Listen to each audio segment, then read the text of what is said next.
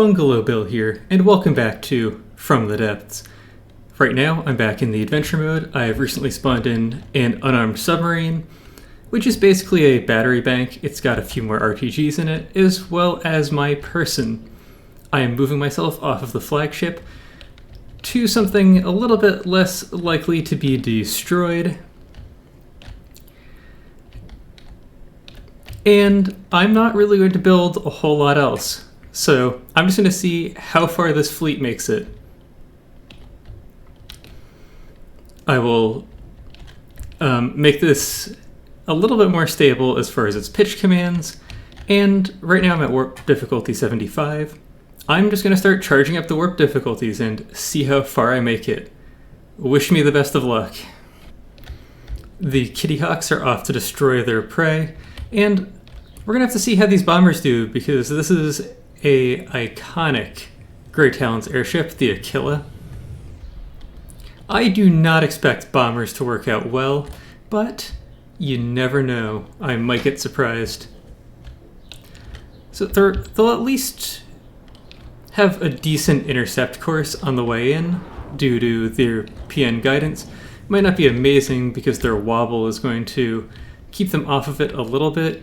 They're also getting higher where their jets are not quite as efficient as they could be, which causes their guidance coefficients to be a bit weak, and that CWIS looks like it's going to keep any real effectiveness from being here. I think that the Aquila is just a little too fast. There's a popped gun on the Aquila. Oh, and it looks like another rectifier spawning in. Listening. I mean, none of these are all a hair too fast for us to really bomb, but the rectifier is something that these bombers can't even catch up with. Might actually make them more effective to some extent. Fortunately for us, the Aquila is not just shooting against us. Adventure Raft, 97%, taking most of the fire from the Aquila. Its LAMS, I guess, are not quite keeping up. Big spray of frag going on there. These bombers are going to be best just going back home, I think. The Aquila's range might be a bit much. Most of my craft are not going to be able to effectively engage this, I feel like.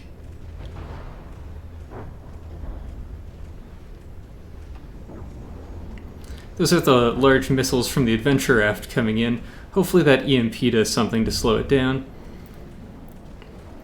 Hesh rounds are not quite getting there. These look like the medium missiles coming in from the Sailfish. Aquila's getting a little too close to some of our fleet, I think.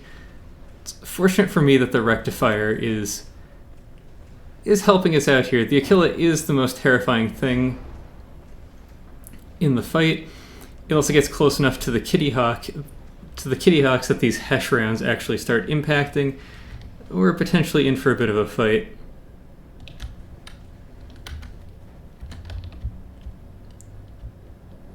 The battery bank is also keeping us a bit alive here. Looks like this railgun took a hit really early on, which is not great. Unfortunately, I don't have a second craft with a large railgun, so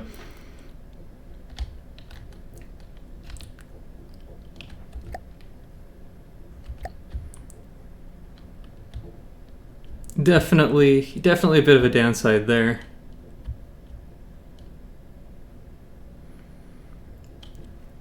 I should have the Kittykami set so that turning its weapons off will recall all of its aircraft, because they're just wasting money.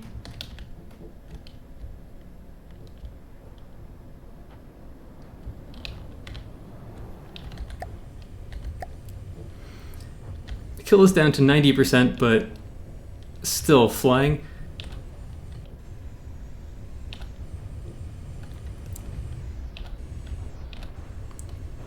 Starting to chip it down from missiles. The best scenario would have been if these two collided with each other, because that would have put an end to them pretty quickly. I definitely don't have... Are we going to get a bomb in? I definitely don't have enough to... Yeah, it's hard to tell. Engage fast flyers like this, so this is taking a long time. Whatever that was, though, the Aquila is not a fast flyer anymore. Unfortunately... Well, actually, or fortunately, depending on how you look at it, the Rectifier actually might be easier to engage because it's going to attempt to do a flyover for our fleet now. And although the large missiles from the Adventure Raft were a bit difficult to deal with, or a bit difficult to get targeted on it, the Sailfish were doing quite well. I don't think they'll have a chance to reload and get a second shot in, but even getting in the first was pretty good. Although more missiles from a second Sailfish are coming in, and actually that one on the back is launching. The thing I'm most worried about from the Rectifier right now is a crash, actually. Not a very well launched bomb there, but the speed from the Rectifier, although it looks a bit slow here because of lag, is quite high.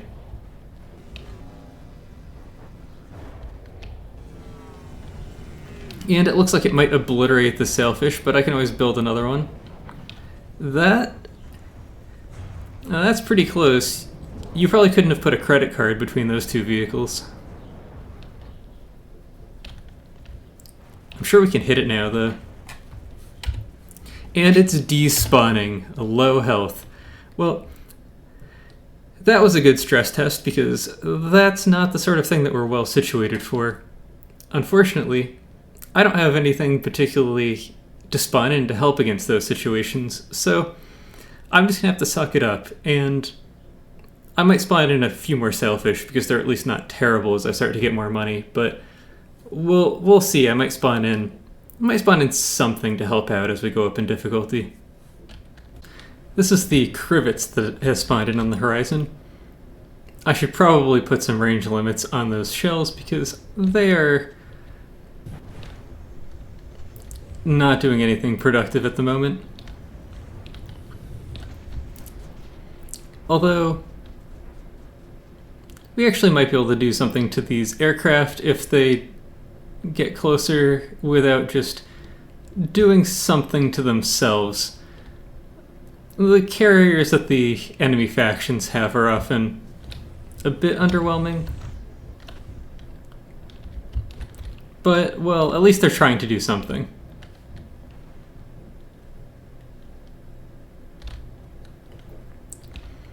Our fleet is away. Unsurprisingly, the Crivets is taking a lot of fire. It's not as evasive as the Aquila. It's taking rail shells, it's taking hash. Just all kinds of unhappiness here. I think it's also bombable, unlike the Aquila. Maybe a little trouble due to its speed, but no, those look like they're decent enough hits.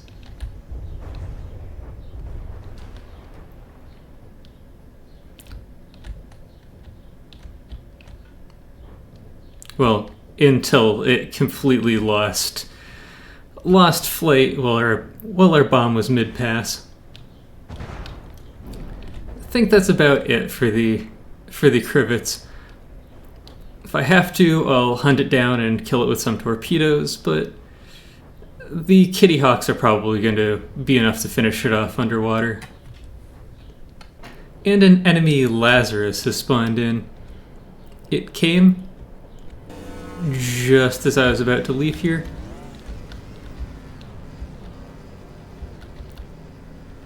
I don't remember this barrel looking like this, but sure.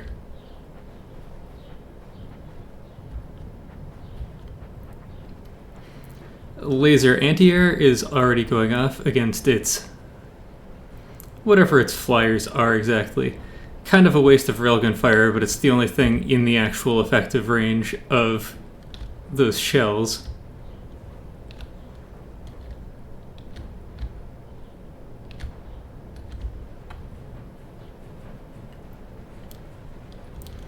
some nice sinusoidal patterns off of those flak guns that really need a bit of a higher bullet velocity to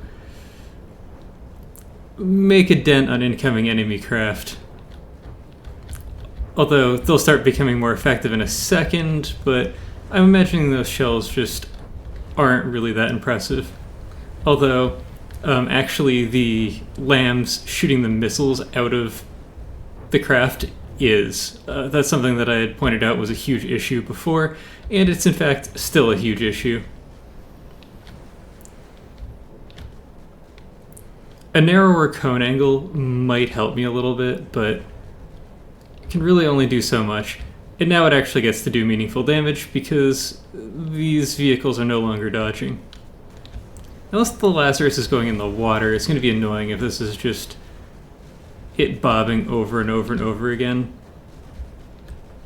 The Kitty Hawks, however, are getting closer, which means it's going to be less and less able to dodge effectively.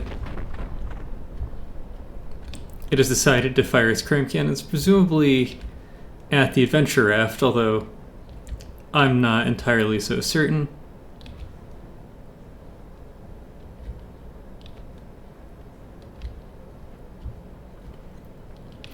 Just kind of shredding these planes one at a time, and then they come back for more materials, which is a little annoying.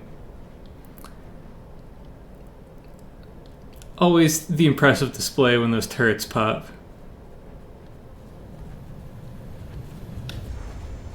Nice railgun hit there, and our Kitty Hawks have really gotten into their effective range on the Lazarus. That's going to be just a lot of pain for it. Hopefully I make up for all the damage that it dealt to the Nuggets, which unfortunately a lot of that damage probably went to the missile gantries, which are kind of expensive to repair. It's perhaps a craft that has a few too many weaknesses to be that effective in adventure mode.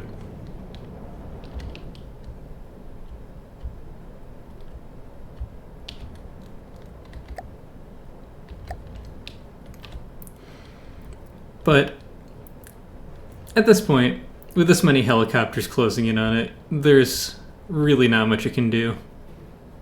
I'd be surprised if its LAMS were actually functioning anymore either. And the bombers might get a little bit of revenge, although it might be no, well, it can't be AI dead or they wouldn't be bombing it, but unfortunately I don't think we'll get to see frags, so there's no way to actually know if it's hitting or not. Suppose I could go underwater and actually see.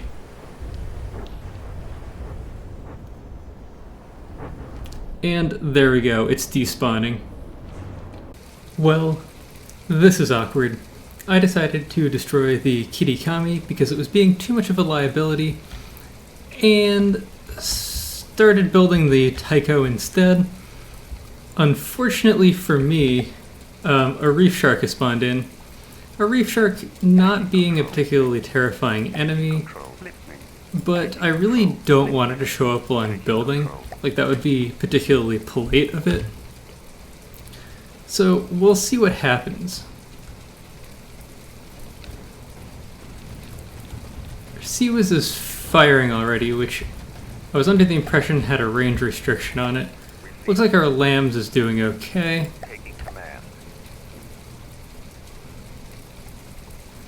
Sailfish are, again, pretty slow, so they're just going to sort of follow the fleet. Hopefully the Reef Shark closes. I believe it does. If it doesn't, we're going to be in a lot of trouble. There go the railguns firing, which is really what we needed. 42,000 kinetic damage. That really indicates that we're getting a hit with the railguns. It looks like the Reef Shark is not going to make it through the LAMS.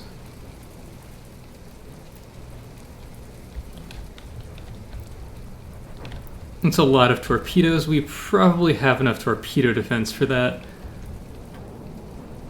The Reef Shark has its own LAMS, which are doing something, but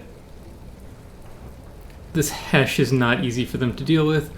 Our torpedo poppers are going off like crazy, so I'm expecting all of these torpedoes to be intercepted pretty soon. Full missile barrage from pretty much everything. The Reef Shark is being really polite by actually closing. unlike some of our other recent enemies, which is part of the reason I'm building in the Taiko.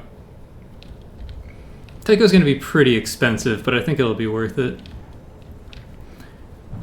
It's about 650,000 to build as configured here. Running costs will hopefully not be terrible outside of combat because I have it turned down to 5% engine power when there are no enemies around, since it doesn't actually need engines to stay airborne, and it's keeping up with a really slow fleet, so 5% should be plenty, even though it'll give it issues with maneuvering. Didn't feel like tuning it more than that. Anyway, fortunately it was just a Reef Shark. We are at 85 difficulty, so it could have been way worse. Ironically, as soon as I spawn in the Taiko,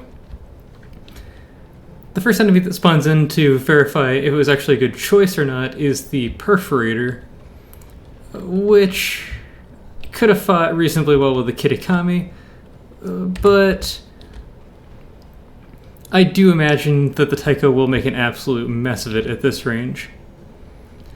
However, the Taiko's, because it's using ACBs, its jets don't actually turn on until the enemy's within 5 kilometers, which I think it spawns just outside of, so the Taiko's still in slow mode. Actually, maybe remaining in slow mode, which isn't really the biggest deal, but I should figure out what's going on with that after this battle.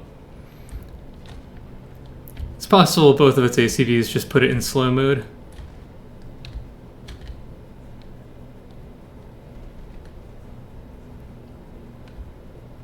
At the very least, it's getting onto a broadside, which is... I definitely saw particle cannon beams coming from way off there, but that was probably just a bug. Which means the Perforator's having a pretty bad time.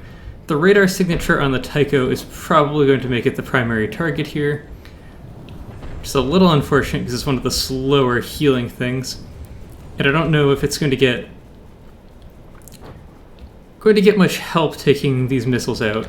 It does have its own Sea-Whiz, and the missile interceptors did not do a great job there. Probably need a little bit less thrust and a little bit more gain on their APN.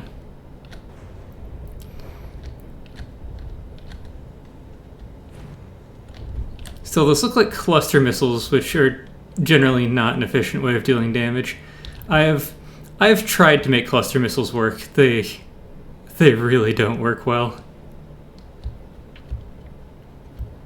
They're cool. They're really cool.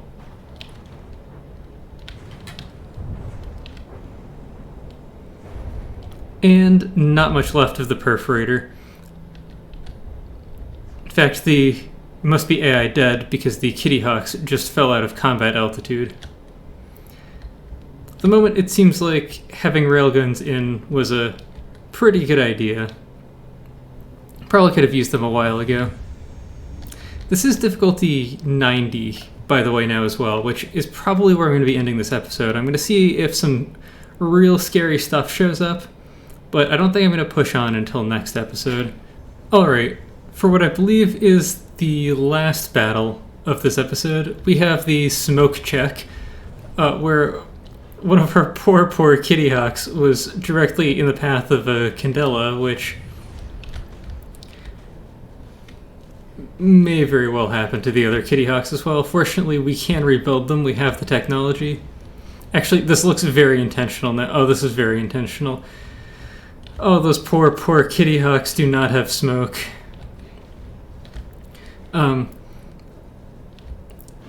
I did fix the Taiko so that it actually turns its drives on in combat, but it only turns them up to 25%. And the reason for that is because I don't want to burn materials for basically nothing. It doesn't really need to move that far in combat. From the campaign mode, I do know that the Taiko by herself beats a Candela. The smoke is just way too good.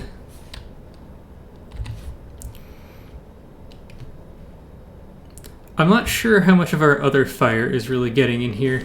The candle is quite fast.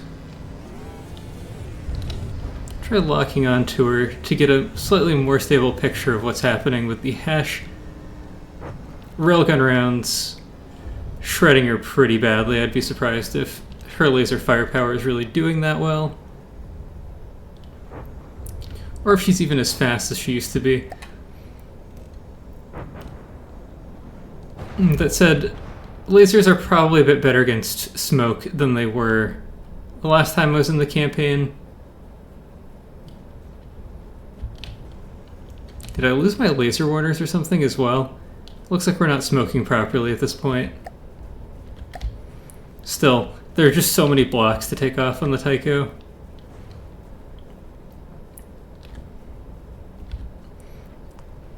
And that's a lot of missiles coming in. Sailfish missiles, not the most powerful individually, but they really do stack up, especially when you have 3 of them. The heat on them is generally not strong enough to do that much to most enemy vehicles, unless you get lucky where it hits, which is kind of the point given... Oh man. That's the opposite of what I wanted to have happen there. In theory they have collision avoidance, but, you know, what is it really worth, apparently? Apparently the Taiko was the one who had to get out of the way there because... reasons, I guess.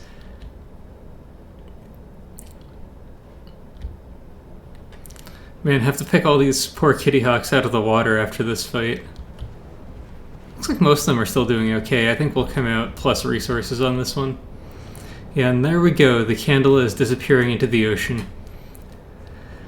And I think in next episode I'm going to push all the way to difficulty 100.